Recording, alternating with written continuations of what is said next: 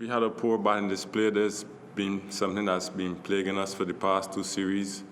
We've not been able to at least bat 80 overs, bat a day, or even get at least 250 or 300 runs on the board. So anytime you win the toss in a test match and bat, and you don't bat out the first day, you're always going to be behind the eight ball. Hi, I guess your bowling coach said that there was something much for the bowlers yesterday, but today, obviously your batters, scrambled once again. Was it that, do you think that the loss of marks at the toss itself it was a wrong decision, or do you think that, just that things didn't change well? What was the whole? No, I don't think the decision was a bad decision. We saw the wicket.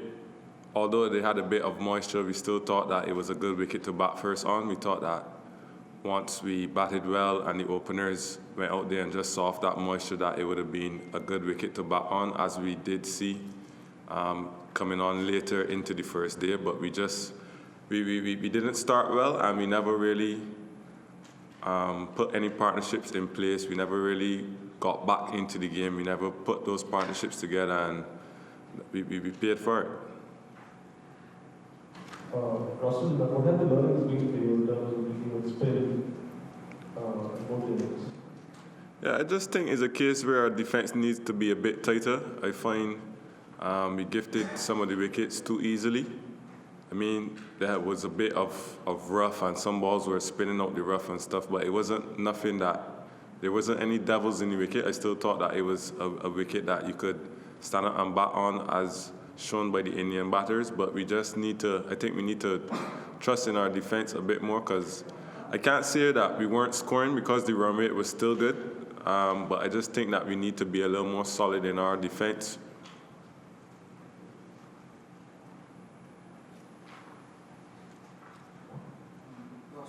Back home in the West Indies, there was like a big press conference, big West Indies, where they spoke on a lot of topics. One topic that they did touch on was, finances. I just want to understand from you, is it just, a case of ICC funding, equally distributing money, and would West Indies cricket, would the years come back, or is it about something more fundamental than just, equal distribution of finances? Yeah, well, I don't really want to touch too much on that, but what I would say, yes, there is obviously a struggle in the Caribbean for finances. So if whatever help we can get, if they're planning to get the help, I hope that we do get it, so that we could, strengthen the infrastructure for the cricket. I think the systems in the Caribbean are a bit poor in terms of training facilities and stuff, but I'm not using that as an excuse or something to hide behind for the poor performances that we've been putting out lately. I still think the onus is on the players to find some way to churn out runs and wickets and stuff. So I don't really want to get too much into that.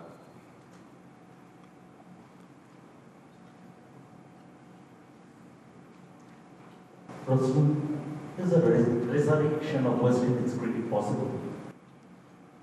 If I said no, I wouldn't be a true West Indian. Obviously, we're down right now, but there have been times where we've been up and other teams have been down and they've risen. So I would never say that a resurrection is not possible for us, but we're going to have to take some small steps and try to find our way back up the ladder. Karthik? Roston, you spoke about the infrastructure and the sort of gaps there are. Sometimes when we look at West Indies first class averages, the batters tend to average in the 20s and 30s. Some of the bowlers tend to have like averages 18, 15 and stuff over a season. Do you think it kind of starts from there, of having like more truer first class pitches, and would that Yeah, that is some of the infrastructural problems that we do have. The pitches in the Caribbean are not really batsman friendly, so guys don't really bat for long periods and score those big scores. So, and then too with the outfields in the Caribbean are really slow. So when you hit the ball in the gaps and you think you have four, probably end up struggling to get two. So those are just some of the problems that we are faced with in the Caribbean.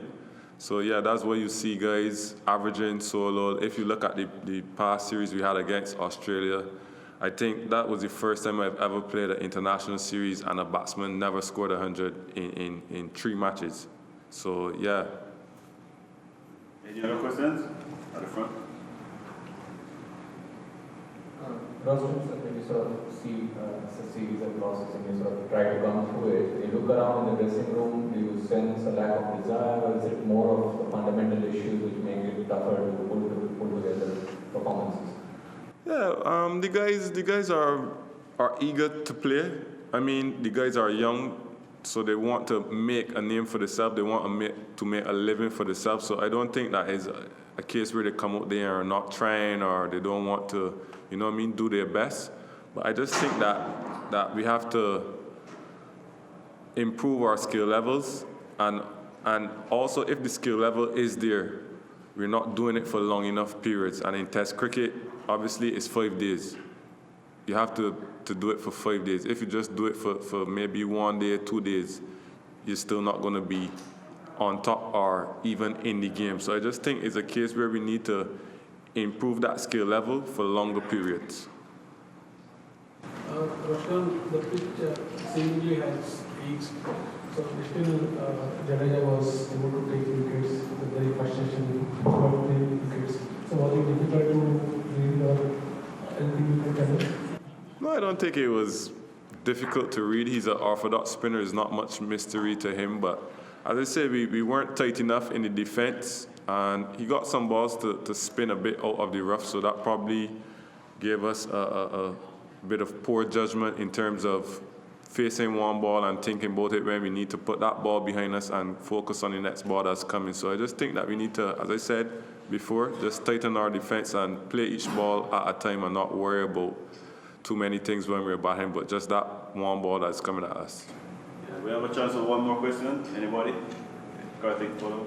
Roston, having spoken about all the sort of deeper issues, how difficult is it for a captain to kind of set expectations from any given match, any test match, and then manage those expectations and not get tied up too much in the emotion of like losing or winning? Yeah, but as the captain, it's my job to motivate the team, despite whatever position we may be in or what happened in the last game. It's my job and the coach's job to motivate those players and give them the best chance, or give them that confidence that we still believe in them despite whatever may happen, because it's still a team. At the end of the day, I can't do it by myself. I can't depend on the coach. The coach doesn't play cricket, so it's still me and those guys going out there. So I would die trying to motivate those guys to give me a good performance.